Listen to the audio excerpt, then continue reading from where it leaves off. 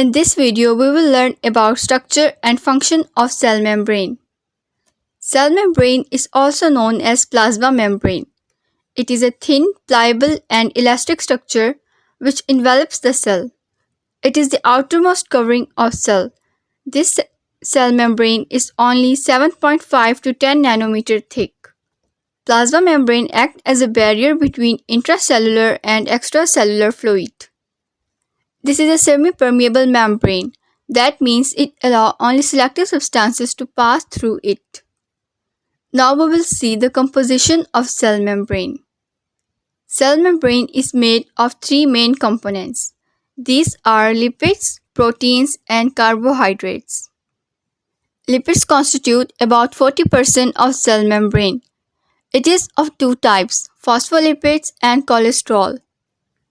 Proteins form 50% of cell membrane. Carbohydrates constitute about 1 to 10% of cell membrane.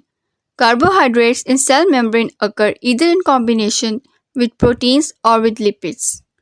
So they may be glycoproteins or glycolipids. Fluid mosaic model. What is fluid mosaic model? This is the accepted structure of cell membrane which was given by Singer and Nicholson in 1972. According to this structure, phospholipids acts like water in a sea and proteins molecule moves just like icebergs. Now we will discuss the structure of cell membrane according to fluid mosaic model. As we have already discussed, the structure of cell membrane is made of three main components: lipids, proteins, and carbohydrates. The basic structure of cell membrane is made of lipids. It is arranged in two layers which forms the lipid bilayer. Each layer is only one molecule thick. Lipid bilayer is composed of three main types of lipids. These are phospholipids, sphingolipids, and cholesterol. But the most abundant lipids which form the cell membrane are phospholipids. Two layers of phospholipids assemble together and form lipid bilayer. Phospholipids contain phosphate head and two fatty acid chains. Phosphate end of phospholipids are soluble in water and are therefore hydrophilic. It means they are water-loving, where fatty acid portion is not water-soluble and is hydrophobic.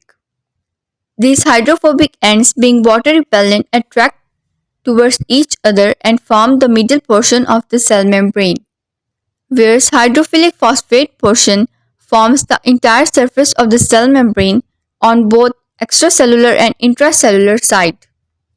The middle portion of cell membrane is impermeable to water-soluble substances like ions, glucose, urea, and is permeable to fat-soluble substances like oxygen, carbon dioxide, and alcohol. Cholesterol molecules are also dissolved in the lipid bilayer. Now we will discuss about proteins which are present in the cell membrane. There are two types of proteins: integral or intrinsic proteins, peripheral or extrinsic proteins. Integral proteins protrude all the way through the cell membrane. It is further of two types: channel proteins and carrier proteins. Channel proteins allow diffusion of water-soluble substances between intracellular and extracellular fluid, where the main function of carrier proteins is to allow the polar and big molecules to pass across the cell membrane, which are restricted by phospholipid bilayer. Peripheral proteins are attached to only one side or to any side of intrinsic protein. These proteins function as enzymes or control transport of substances through the cell membrane. As we have already discussed, carbohydrates occur either in combination with lipids or with proteins. So they may be glycolipids or glycoproteins. When part of carbohydrate is attached to lipids, it is called glycolipids. And when part of carbohydrate is attached with proteins, then it will form glycoprotein. Some main functions of carbohydrates include cell identification and cell adhesion.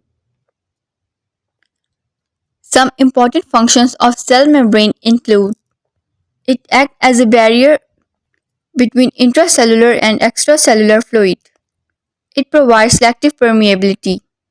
Cell membrane performs enzymatic activity. Cell membrane provides shape to the cell. Thanks for watching. Please like, share and subscribe to our channel.